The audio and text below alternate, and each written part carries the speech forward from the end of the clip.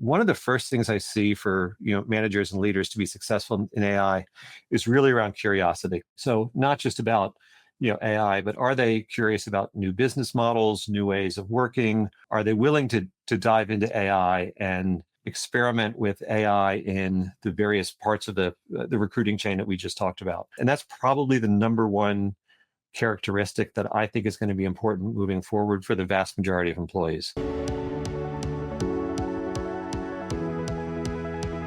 Hi, I'm Kortney Harmon, Director of Industry Relations at Create.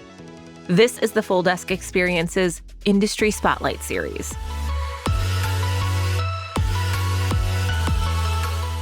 I am so super pumped that all of you have taken your time to be a part of this half-day virtual conference. It's like 2 half days where we're really deep diving into how AI is completely transforming the recruiting game. This isn't just one of those other boring webinars. It's going beyond the basics today. And according to Matt's presentation, you're going to be on your phones. So we have an amazing lineup of speakers and sessions that are really hands-on, really talking about cutting edge, what's new, what you need to know, maybe some additional tools you could cover. Today, we have Matt Strain talking, Benjamin Mena, Greg Benedida. Greg, I hope I said your last name right. Tomorrow, we also have Chris Hessen today from Create going to show our agents that are built in. Tomorrow, we have Mike Wolford, myself. I'm going to be talking about KPI hamster wheel in the post-AI world. And what I'm most excited about, not that I'm not excited about everything, we're going to have a panel of owners and leaders that are currently running recruiting desks now and what they are doing with the world at large when it comes to AI. So be sure to make sure you're registered for those sessions as well. I would love for everyone to continue to use this chat function, the comments box. Feel free to chat the entire time. We want to hear your questions, your thoughts, your hot takes. So this is interactive. Do not be shy. We're here to learn from each other. So this is actually our FDE Plus. We are all about AI recruiting evolution and so excited. Our first speaker, Matt Strain. He's a seasoned technology leader, AI educator. I actually got to see Matt speak at AESC a few months ago. I don't even remember what month that was, Matt. Was it April? I think it was April. Yeah. It was April. And he is the founder of the Prompt AI, former head of innovation at Adobe. Matt is amazing. So he is going to be talking to us today from AI curiosity to competitive advantage and how executive search and CEOs can thrive in the age of intelligence. So Matt, with that being said, I'm going to give it to you and I'm going to stop talking because nobody's here to see me today. They're here to see you. That's great. Thank you, Kortney. It's a real pleasure. Kortney, many thanks to you and the team at Create. I am some of what you'll see today is I'm going to show how we can use a number of different tools, including some of the LLMs. One of the things I love that the team at Create has done is sort of made it easy to access the power of these LLMs. As we go through today, I'll talk about why I think accessing this sort of the core LLMs is important, but also services like Create just make it so much easier to access in a consistent way that underlying functionality. So I'm super impressed with what the team has done. So as Kortney mentioned, a couple of things I want to do today when we go through this is I'm going to be talking about AI, but I also want to do that in a way that gets you using AI. So we're going to work this at 2 levels.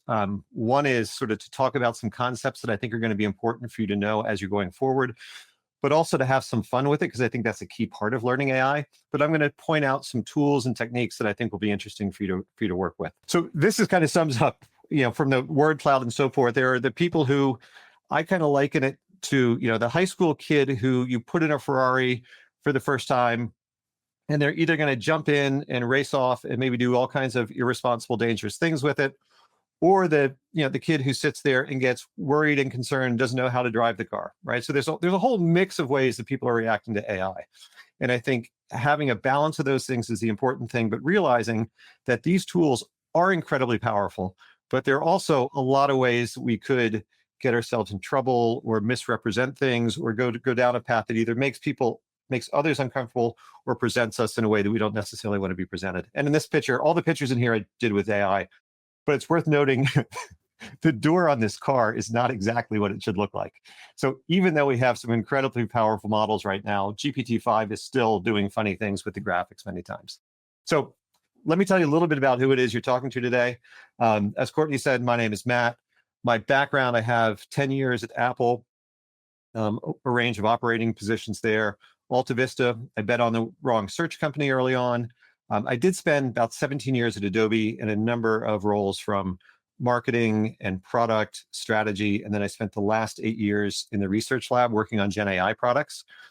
About 3 years ago, I started a company called The Prompt, where really my goal with that is to make AI actionable and accessible for what I call real people, right? People like yourselves who have operating roles, who are trying to get things done and aren't necessarily technologists who either care or need to know a lot of the details around what's happening underneath some of these tools. What I do is I do a lot of workshops, strategy and advisory session. We've also just started rolling out an AI readiness index, which helps companies see where they are with AI and what things they need to do to move forward. My clients, a lot of them are in the financial space, the HR space, the security space. And within these companies, it's a combination of people who are in operating roles and CEOs and HR teams. As I said, I've also been moving a lot into the executive search and recruiting world, AESC, Coaching Foundation, work with the conference board. My claim to fame and micro fame is I did make it on the front page of the digital New York Times for a book that I did around how to make cocktails with AI and based on Chinese medicine. So sort of a long, quirky story, but that's actually one of the things that showed me how to make AI more accessible for people. And for any of you who have those roles internally where you're trying to get the rest of the company on board, one of the things I found most useful is starting with things that are outside of where their core work is and things that are kind of fun and seemingly frivolous in some ways, because it allows people to exercise their creativity, to start experimenting in a way that doesn't threaten their immediate work function. So we can talk more about that later. So today we're going to run through three main areas. One is an AI framework for thinking about AI. We're then going to talk about some workflows within the the recruiting and staffing context. And we're going to wrap up with a discussion on some of the new skills and competencies that are needed to manage and lead in the AI area. And I think, as we go through this, I suggest you think about it on two levels. One is what it means for you and the companies you're working for, but also if you are in a staffing role, what it also means for those companies and your clients that you're working for. And this could be, whether you're working at the CEO level or whether you're working, anywhere throughout a company, there's really a new set of competencies and skills that are going to be needed or added to be successful in the future. So the first one will be called the AI framework. And I want to start with a little framing on where AI has come from, because to a lot of people, it feels like AI is a brand new thing. But really, when we think about it, AI started off in like the 1950s and 1960s. So in the early 1960s out of MIT, there was an ELIZA bot that was developed that was really the first chat bot that helped people with emotional issues.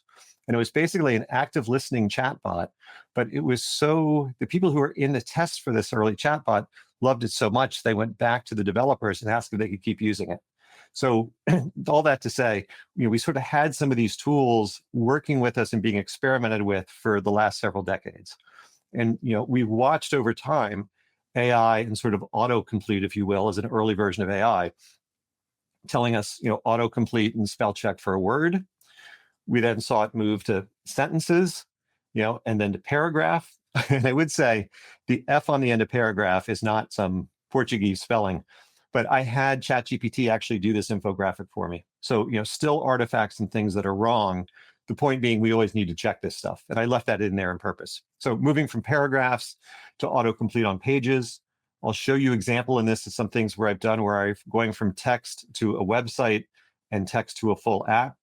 And, we're now into discussions where there's basically autocomplete for a company. So if you think about where AI agents are going to go in the future, it's, a number of years, who knows exactly how far out in the future, that we're going to be able to spin up AI agents that do most of the functions that are in a company today. And just for context, the things that enable this are really the advancements in compute, right? A lot of what's driven NVIDIA over the last couple of years. We have algorithms, sort of the science and the programming and the research that's behind these models in terms of, you know, both inference and training and the algorithms that go behind it. And probably for this group, the area that's most relevant is when we look at data. So when we look about data about people and their skills and their competency mapping and ways of extracting data from what people do or what they're saying or what they write or just what's out there on the web, the ways of using data more creatively and more efficiently are going to be really important for those of us who are trying to identify, you know, needs and talent and staffing and skills in the future. So more specific to what you're doing, right? Why AI is really well suited for this audience. You know, if you look at both executive search and staffing, you know, the research shows that probably 80% of what is done is formulaic. It's sort of, you know, operational work or research work that can be well done with AI. There's 20% plus or minus, we can argue about what the percentage is, that is really that premium work. And if we dig into some of these things, you know, you're all very familiar with these, but, you know, on the left are some of the things where we still need people and we will for a while, but there are areas in here where AI can strongly assist you in what you're doing today with these things. And, you know, I've talked with companies where they say things like, you know, developing sort of candidate characteristics, you know, creating these documents, candidate outreach. They're compressing this by maybe 2 or 3 weeks, in some cases, what might be done in 3 to 5 hours, right? So there's some work that needs to be done to get there, but there's a lot of opportunity to condense that. And again, I would say because I had AI help me with this graphic as well, you can see on scheduling where it's not quite perfect. So the point being, anytime you're using AI, you really need to check it. But having said that, I did leave that in there on purpose. And then on the right, the things that are going to be the domain of people, right? So the judgment calls, the persuasion when you're trying to talk to a candidate or a client, the whole idea of building trust, you know, and assessing risk. You know, AI can help you with a risk assessment, but at the end of the day, because you're going to want a person who's held responsible, you know, you're going to want a person who is on the front end of that. And reputation for yourself and for the firm is something that people will continue to focus on. So, you know, a lot of the direction that is happening is for the 80% to figure out how you can get AI to assist, which is where Crelate comes in. And then on the right-hand side, what are those areas that only people can do and how can we double down on that area? And, you know, the word that's coming up more and more in these discussions is, you know, is trust. So both building trust and understanding with the tools we're using, but also looking at the roles of, you know, all of us on this call. How can we go from just doing the things on the left to actually becoming a trusted advisor and sort of moving up the chain a little bit to being more of a partner to our clients than just providing some of the things on the left? So let me give you a quick example just to kind of show you what I'm talking about here. And from the initial part, the initial survey, it looks like many of you may know this, but this is a quick example of what I did with ChatGPT 5, came up with a fictitious scenario where I said, let's do a market scan if Mayo Clinic is looking for a chief, you know, AI and innovation officer. So what I'm going to do now is click on this, and this is going to pull up the report that was generated. And this was with deep research on ChatGPT. So I won't read through all of this in detail, but my point being is how we can use this to do a first pass in some of the materials that may have taken us a lot longer to do. So some of the things that you'll see here, and this is a market scan for Mayo Clinic's chief AI and innovation officer, gives us an executive summary. Let me zoom in on that just a little bit. Some of the things that it also does now is it does give you source and citation. So if you're coming in here, we worry about hallucination and AI making things up. There's now more citation and sourcing in these. It comes back with a set of the initial search parameters. So even if we don't tell it what the parameters are, it will come back with an initial set. And I look at this as not making something up, but if you look at this as sort of a prompt or guidance, so what you would then do is go through and say, this might not be perfect, but it's pretty close, right? So it kind of takes you down this path. Nice to have, off limits. I didn't ask it for a talent heat map, but it comes up with a draft of one. So again, this is one where this probably isn't perfect, but it might get you to think about things in a different way or give you a starting point to lead from. Competitive movements, what's happening in the space, compensation snapshot. And again, these numbers may or may not be accurate, but at least it gives you an idea of what the framing is for looking at a compensation package. right? And then it comes back and it gives you a pre-qualified list of candidates. And, scroll down through that. Anyways, remainder pools, risks and opportunities. So I won't go through all this. My point being is at the end citations that, if rather than having an intern or someone junior go through and pull some of these things together, starting with this could save you considerable amount of times that you could then go through and edit this and hand it off to someone else to continue on. Okay. Let me continue on from there. So one of the things that we talk about with this is sort of three parts of the framework, right? One is you've got to have a mindset for AI, and that's really the beliefs and attitudes, which I think increasingly is one of the most important parts to using AI, right? The tools and the skills you can learn as you have with other things, but it's really that mindset of how you approach it, which you'll see me talking a lot about curiosity throughout this. So that I think is one of the most important things. The skill set, we'll talk about that next, which are some of the ways that you interact with the tools. And you'll hear a lot of people talk about, prompt engineering and context engineering. And then on the right are the tools. And those are the tools that, frankly, are changing every week or every couple of weeks. So the tools are important, but I think we will learn how to use new tools if we understand what the mindset is and have a basic skill set. So let me go through that in a little more detail. Matt, I do have a question. I'm going to throw it out here while you're on this. Yeah. The question is about deep research. So the question is deep research just asking ChatGPT questions about a role or competing companies? Can you elaborate more for those that don't know about deep research? Yeah. So great question.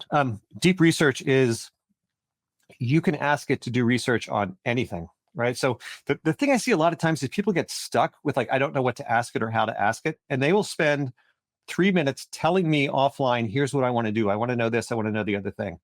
And I'm like, don't tell me, put that into deep research, right? So really with deep research, you can tell it, and I'll show you what makes a good prompt in just a minute.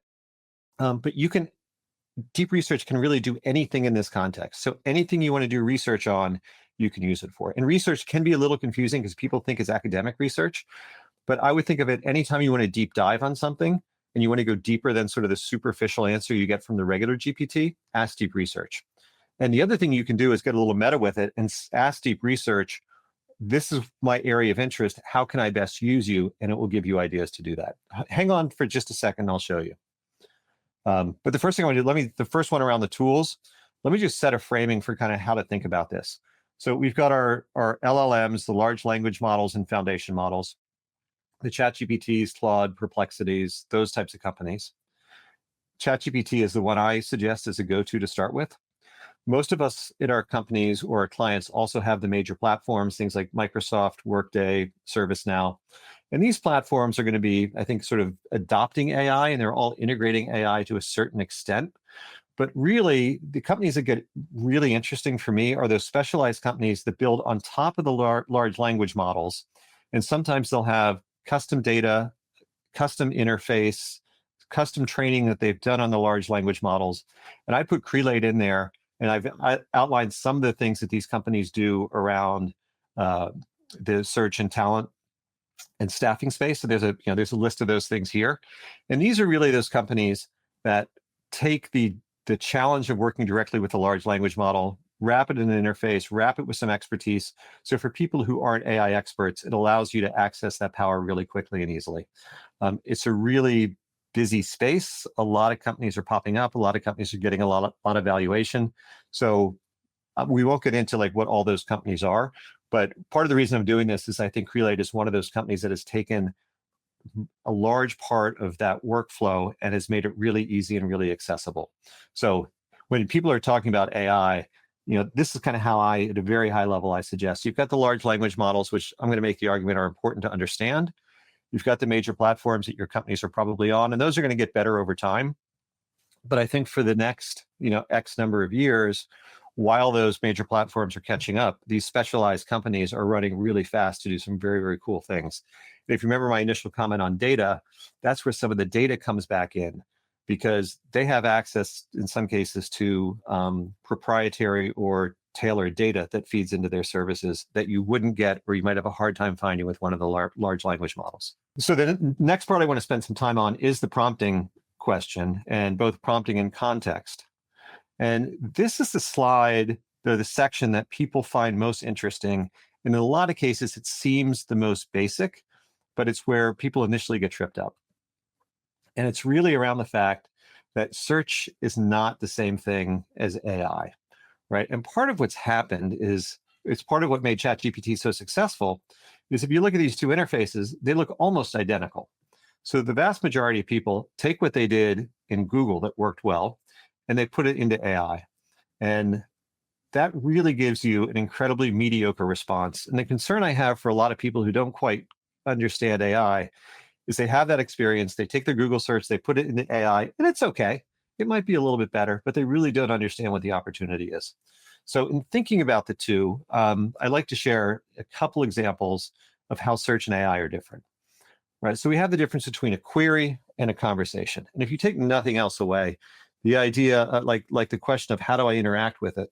Well, you can't really ask Google how to work best with Google, but I do that all the time with AI, right? So you can have a conversation, you can ask one thing, it comes back, well, can you modify this? Can you explain this? Can you go deeper on this part? So we have query versus that. We have links to insights. So, search is much more like a card catalog.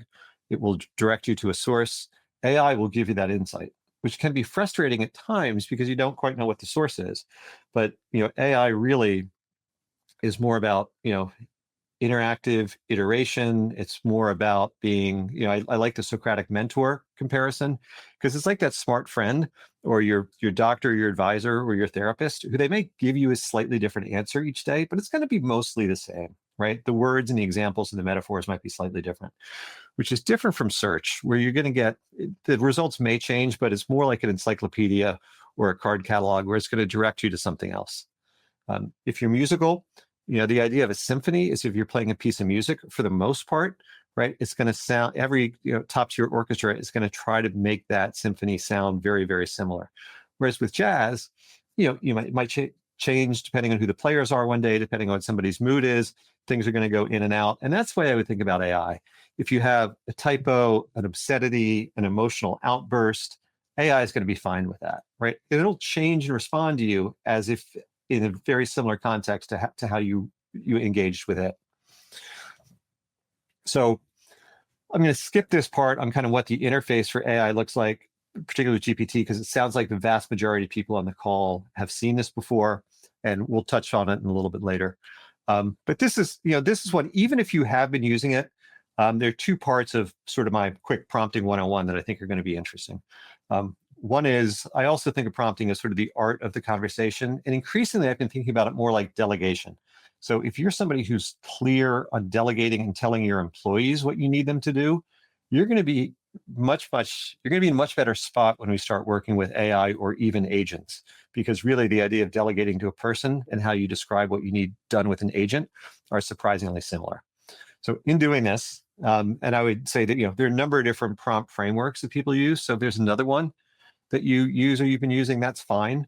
But particularly as you're starting off, you want to give it a clear role to play, an audience, who do you want it to write or create for?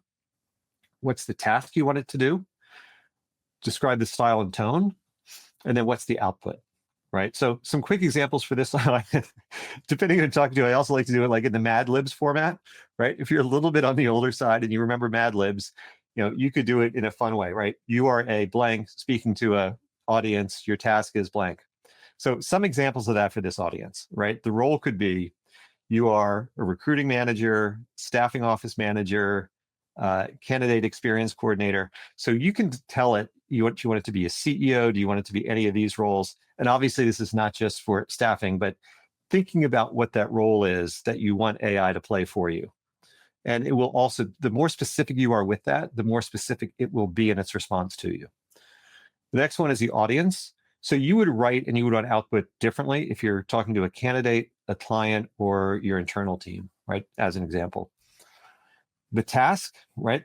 Again, a random selection of things that you might do in any given day: draft a job description, candidate outreach email, summarize candidate profiles. And thinking about AI, because it has seen and been trained on thousands and millions of examples of this, when you say you need a job description in the US with certain considerations, it pretty much knows what the framework of that is going to look like. And because most jobs are a derivative of an existing job, it can do a pretty good job, for example, of creating an initial job description. Same thing for tone, right? There are times that you want a professional, there are times you want it warm and welcoming. If it's a disciplinary email, right, you might want it to be legalistic and straightforward. You could make it funny, flirtatious, so you can go very, very broadly with this. The next one is the format, right? And again, telling AI what you want it to do. Do you want a brief email? Do you want a one-page briefing document, a slide deck, a script, a 3-minute script for a video? And then there are also like other ways that you could, like I call this a twist, keep it under 150 words, right? Use a sports or competitive analogy. So these are things where you can start to apply some creativity to it. So one of the things that I created to kind of help with this is and I used Lovable, which is one of the vibe coding sites. We won't get into that now, but basically what I'm going to show you, I have no coding expertise. I did all of this through text. And the idea here is to help you construct a prompt. So what I'm showing you now is this was all built by just my saying, I want to take the prompting framework and create, Kortney, tell me if you can't see this, and to create a way for you to learn better prompting. So got it. What I just went through, right, the roles, if you come down here, you can select any of these roles, including create your own custom role. So if we said you are a staffing office manager speaking to a candidate, your task is to, I'm just going to pick these to go quickly. You want to have an instructional tone. The format is a one-page brief, and be sure to say it like you're coaching a friend.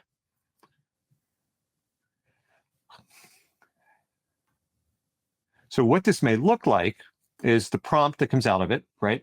Your staffing office manager speaking to candidates, your task is to do such and such. So the point here is when you're doing a prompt, you don't necessarily need to follow this framework, but the more of these things you put in, the better off the output is going to be. So in this case, this is the response that comes back from ChatGPT. And, and what you'll see is it may be too long, right? But it's a pretty good first start. And then what you would do with this is you would then take this and ask it to be shorter, ask it to change. You would then have a conversation with this, much like you would an assistant, to actually have it go through and help you out with it. Matt, while this is happening, can I throw a question in that was asked? Yeah, perfect. It's from Mary Lou. I've been using AI for quite some time, and I found that any imaging with words is usually wrong. Even when it's instructed not to have spelling mistakes, use English, etc. I've asked ChatGPT how to fix it. Answers don't really help. Any suggestions for improving that? It sounds like you're doing all the right things. It's dramatically better. Yeah. And so it depends what you're doing, right? I've been using Gamma and Beautiful.ai for presentations. If you're doing a presentation, that works pretty well. If you're trying to do infographics, there's a company called napkin.ai, which allows you to put in, and I'll show you an example of that in a little bit too. So that's actually pretty good for infographics. And if you're trying to put text onto an image, like with that car that I did with the Ferrari where I had GPT on the side, I went into Adobe Firefly and there's generative fill on that, and you can use that for free. But yeah, when I asked ChatGPT to do a nervous high school kid in a Ferrari and put GPT on the side, it got it so wrong. So, and it's, there's a long technical reason for why it does that, but it's not you, Mary Lou. It's the technology right now. Thank you. I will leave you be. Obviously people in the chat are saying they love this tool. I was playing with it as you were talking anyway. So thank you for sharing that. Yeah. So again, with this, well, you are going to go on all day, but it's not with me. But check out lovable.dev. And if you have any interest in like creating prototypes and that type of thing, it's just joyful. You can take that and then find somebody on the team who's more technical to kind of fine tune it. But for prototyping this type of thing, and actually, so I went in and I said, I basically gave it my framework and I said, create an interactive tool for people to understand AI with this framework. I spent about 15 minutes I then spent a little bit more time, honestly, but within 15 minutes, I had something functional. So again, I would just encourage you to go and use that. Okay. Amazing. Yeah, and I'm happy to share that link so you can play with it. My request is, I'd love feedback on it. What worked, what didn't work, ways to use it. So look at that as a prototype that I'm sharing with you. Having gone through the prompt framework, where AI really gets interesting is when you start pushing it with curiosity. So the things that I love on this, if you ask it, what have I missed? What could I have done better? Right? And these two, like I even use this when I do meeting recordings. Like I love the meeting recorders like Fathom and Otter and so forth. So the things like summarize this and track action items are kind of table stakes. What gets really interesting is when you take a meeting, particularly like a board meeting or a product meeting or an update, and you say, analyze this meeting and tell me what I could have done better in the meeting. It does a really, really great job of telling you how to be more effective, or, there are companies that do this just for sales as well. But it's really good at giving you feedback on yourself and on what other people can do. So that's kind of that one, like literally makes the hair in the back of my neck stand up when I saw that. It also helps if you're doing something, not everything, but if you're doing something important, ask it to tell me the steps you're going to take to do this. So if you're asking us to do something more complicated, this both helps it to load memory, but it also gives you a chance to go in and say, no, I don't want you to do it that way. I want you to do it this way. And if you have something documented that explains those steps, you can also upload that and ask it to follow the steps. This one I love because we all know that these things are somewhat sycophantic and they will tell you what they think you want to learn so that you'll continue to be engaged. I love asking it, if you say, be direct, I can handle the truth, it comes back with a much more honest response. If you, or even further, you say, play devil's advocate, challenge my thinking, right? That also allows you to take, and this could be, you're presenting to a client, you're presenting to, anything that you have. If you really want to refine it, I'll either ask it to play devil's advocate, or if it's writing, I find I get a much better response if I say, evaluate this as an English teacher, pick your favorite college, review it, grade it, and tell me what I can do better. So you're not asking it to write something for you, but you're asking it to challenge and improve your own writing. Again, sometimes I ask, are you sure this is right? If I'm doing something complex, I'll even say, describe this thing I've uploaded like a spreadsheet to me. So you can make sure it's analyzing everything that you think it is. And sometimes when you say, are you sure this is right? It'll come back and it'll be like, oh, sorry, you're right. I made a mistake. Let me try again, which is infuriating and like 5% cute. Tell it to check it again. And this also like kind of gets in, there's research behind this that says if you tell us to act as if you've just had your first cup of coffee, it will actually do a better job. So, and the reason for this, as it's been explained, is because this is trained on how people act, on things that it's read, on people's behavior. So if you tell it to act as if you've had your first cup of coffee, or you're well rested, or takes your time to think about it, the models actually do a better job. So I add those in because for me, the prompting framework is table stakes, and that gets you to like 80%. But these types of questions are where you really get to see the magic of what it can do. And you can apply that to just about anything that you're doing. So staffing and recruiting workflows. All right, so this next part, and again, I mentioned napkin.ai. So the graphics here, and this is just a beginning part. This is just a tip of the iceberg of the graphics. But rather than trying to come up with some interesting graphic, you can put any of this stuff into Napkin AI, say create a graphic. It gives you like a whole range of different choices. It's not the same thing as going to a graphic studio, but it's better than just a bunch of bullet points on a slide. So check it out. They just went from being completely free. They now have like a 7-day trial, but I think you'll enjoy it. So what I wanted to do here was to kind of talk through the hiring, staffing workflow at a high level, starting with like sourcing, screening, assessing, selection, and kind of talk a little bit about where AI can be applied in that funnel. So if we start with sourcing, right, job specs, and again, I'll try to present this like at a medium level, and I apologize for those of you who are using this all day. But the things with job specs that I love is, because it's such a formulaic output, right? It can take a very loose description of your job spec. I'll put a URL to a company in there, examples of other job descriptions that are like it, and it can, draft the language. You can make sure that it has, as much, sort of DEI related language and considerations depending on who you're going after. You can have it distinguish, what are those must-have things, what are the nice-to-have requirements. So it'll do a very, very good job of coming up with a draft job spec. Talent pool, you can go through and take this job spec. Here's where we are. Come up with a list of potential candidates. What do they look like? Give me sample, specific individual candidates, and we'll come up with that, as you saw in the first example that I gave.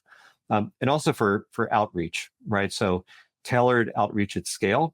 So even if you're working with a Crelate or something like this, these things are built in. But even if you're working with an LLM, I work with a very small nonprofit. I'm on their board, and to do custom analysis of a donor base, for example, coming up with custom messaging for each of those groups, sort of getting down to hyper personalized messaging that as a small company you might not be able to do, or you might not be able to do it without accessing some kind of an internal system. So really, really helpful for that, right, on the sourcing front. And this is just the tip of the iceberg. On the screening side, right, I think it's very interesting to be able to look at profiles. So there aren't that many companies right now that can access LinkedIn, but if you start tracking people across all the sources of news and social, what's happening with company moves, where are they in the news, are the titles changing? So there's some very interesting ways to kind of kick off screening with that. The other thing that gets interesting, and one of the key things is, like, what does it look like to manage in the AI era? Is I think there's going to be a lot of cases where there's a job opening or a need, but there aren't any candidates who are perfect right now because the need for what is happening with AI and the speed at which things are happening is so new. So I think we're going to have to find candidates that have skills that may not look like a traditional match, but maybe that there may be competencies and things that they've done in the past that match the need that we have. So, somewhat convoluted way of saying that, but I think looking for a match between non-traditional skills and the thing that you're looking to hire for, AI can be a really nice job of bridging those gaps. I've done some work with high school kids who say they don't have any experience. If they've cut lawns or watched people's kids, how can you take those experiences and translate that to a target job? And I think that's going to happen all throughout the organization. The evaluation is one that we've seen a lot of movement on. So if you're in an organization that is perhaps smaller, doesn't have a traditional rubric, has one person who's developed and hasn't shared it, for evaluation rubrics, evaluation criteria, those types of things, AI is just excellent. And again, it is because there's a pattern that it's used over and over to see this, so it can draw on that data to come up with something customized for what you have. The assessment side, right? This is a really interesting space too. So there's a lot of work being done around video and audio analysis of interviews, using that for screening, using natural language processing to evaluate sort of a discussion or an interview and finding some sort of counterintuitive nuggets that are in there. Also, with that, the thing that comes up, and there may be people speaking on that today, are some of the legal and regulatory landscapes on this.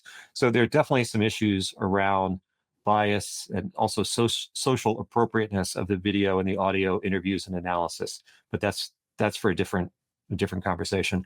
Some very, very interesting things on the psychometric side. So, using gamification and test to predict a fit or specific management styles. And, there are companies, I think it's Moderna and Unilever, that have been using this for quite a while. So some really interesting things that have been going on for a while, but are starting to get a little more traction. And then the selection side, I think the idea of consolidating information across the different candidates. One of the things, at least on the executive side, is I think there's been a lot of bias in the ways these decisions and offers are made. So AI provides us for a way to look to reduce the different types of bias, to benchmark across all the different candidates, and to quickly do that, right? So I think this is a place where clearly that human instinct and the one-on-one relationship is going to be absolutely key. But there are things that I think would augment that. So this falls into the category of using AI to support what people do and what humans do, and humans do best. But I think anything that is like looking across multiple candidates, doing a comparison of one candidate to another to help a client determine who the best person is, lots of interesting ways to use AI there. We've talked about bias. And I think this is, this is another one where, as things change in the industry, we're going to see a lot of perhaps non-traditional candidates coming in. So I think that's an area that will be good to think about with AI, and even background checks. So I've talked to a number of companies that are using AI to look at a whole number of data sources to try to just get one or two signals, not necessarily to do the whole thing, but to try to find a signal that might come out of a YouTube video or from a post that will give them some indication of something that they should poke on a little bit more with the background check. And so that's sort of the work stream of staffing. And then I think there's a whole operational side. And this is where Crelate has some things that I think may be different from some of the other companies. And this isn't necessarily just specific to staffing, but it's taking those back office functions through a staffing lens, which I think is a huge opportunity. And I would say from the companies I work with, there is, by deploying something like this, there's probably a 25 to 40% increase in just productivity that companies are seeing. So anyways, let me just, the next section, just because we've got a few minutes left. I want to spend a little time just talking about the competencies that I think are going to be needed for AI in this new era. And, let me just come straight to this. So in a lot of these cases, when I've talked with people in the particularly the executive search world, there's a discussion as, are they new competencies or are they extensions of existing competencies? I think in many cases, they're existing competencies that are going to need to be sort of extended in some new ways. So one of the first things I see for managers and leaders to be successful in AI is really around curiosity, right? So not just about AI, but are they curious about new business models, new ways of working? Are they willing to dive into AI and experiment with AI in the various parts of the recruiting chain that we just talked about? And that's probably the number one characteristic that I think is going to be important moving forward for the vast majority of employees. So anyways to identify and cultivate that are going to be important. The other thing we're seeing, which is critical, is navigating through uncertainty. And when I say navigating and communicating, I mentioned we do an AI readiness and activation survey. One of the key things there is that senior leaders and managers are concerned and worried. They don't know what the future is going to look like, and they're very uncomfortable talking about that. So the ability to communicate clearly and frequently about the uncertainty and what they do know and what they don't know is going to be a skill that's more important than it's ever been. Experimentation and resilience. And this is responsible experimentation, but we're still seeing a lot of companies that are frozen. They're afraid to tell employees that they can use AI. They don't know which version to use. They're worried about risk and private information and privacy, which are all very real and important concerns. But there's a balance between communicating what you can do, picking the right tools, and allowing people to start experimenting and sitting back and doing nothing. And I'm not saying that's an easy decision to make, but it's a decision that leadership teams are going to need to get comfortable with to move forward. And this is the other thing that I'm seeing is the ability to delegate. And we talked about this in the prompting, but I think any manager who can delegate well to a human is also going to be able to delegate well to an AI. So the comparisons that people have about AI being like a new employee from a different culture or an intern that's coming on, really what they're talking about is the ability to onboard a human or AI, to provide them with training materials, to provide them with regular feedback, to give them small nuggets of responsibility, see how they do, and expand it. So both of those things are what you would do for a new employee, and it's also the same thing you would do for AI. And when people talk about agents, it's very much the same discussion. So if you have somebody on the team who is great at delegation, that's the same person, even if they're not technical, who would be a very good candidate for working on some of the AI initiatives.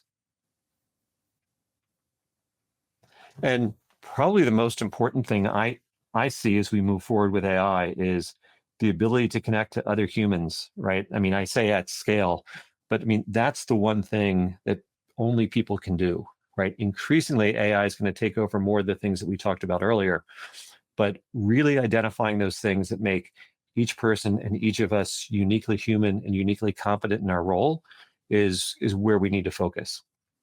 So the advice that I would give to everyone is, think about those things that only you or only a human can do, and those things that you and your candidates are hired for. Focus on those, and then start thinking about some of those other things that you do or are done on a day-to-day basis, and where can AI start assisting that? Because the recognition that there is a way for it to assist is going to be absolutely critical. So that's basically what I wanted to share with you today. I know I ran through a lot of it quickly, but I think all of those parts are important. So we talked about the mindset, tool set, and skill set. I think I've mentioned curiosity about 20 times, but I think that balance of curiosity, experimentation, and resilience is absolutely critical. And just being aware that there are some new competencies that are going to come in, and many of those are probably extension of existing competencies. But looking for ourselves and for our candidates at how we can stress those things that are human, and supporting them with AI and some of those things that may be uncomfortable to transition to AI assist. But again, going back to sort of Crelate, that's where a company like Crelate can come in and help ease that transition and provide a platform and scaffolding to make that happen. So thank you for racing through that with me. But that's what I wanted to share. So I think we have a couple minutes for questions. And I would say, Kortney, also, if there are questions that people put in the chat, if we don't get to them, I'm happy to follow up with you on email. Amazing. I appreciate that. We'll give everybody a minute. If you want to add any chat, feel free to email Matt or scan the QR code. This is how I followed up with him post AESC and how I got him here. So thank you very much, Matt. I love it. This curiosity is the word for how we need to handle and how we're going to be changing and what our processes and our tools and everything that's happening in this world. So thank you very much. I jotted a few things down. I've never heard of napkin, so thank you. I personally took a few pieces away from this as well, and I feel like I am in this day in and day out, and it is ever changing. So thank you so much for your time today. Someone had asked about an AI 101 course. So I would encourage that person to reach out to Matt to get more details on if you're interested in more details around learning more around like a 101 or a prompting course. I believe Matt does more in that area as well. Thank you. Yeah. And there are a number of those out there. My only, however you do it, if you're doing it for yourself and for your company, I really love an in-person session, right? So you can do it online, but having like the people in the room working together, because ironically, learning about AI it's a team exercise. And if you have an AI buddy to do it with and somebody who can help you encourage you, that is one of the most important things to do. And I would also just say, start with something that is low risk and low stakes. So if you go after like optimizing compensation for senior execs as your first bet out of the gate, there are all kinds of pitfalls to that. So start small and build up from there. And I think you'll have a really fun, kind of joyful ride. I love it. Matt, thank you so much for joining us. I sent you those screenshots. This is also available via replay for anybody who wants to show their team or share a session. So thank you very much, Matt. And I hope you have a wonderful day. Thank you for your time. Thanks, Kortney. Really appreciate it.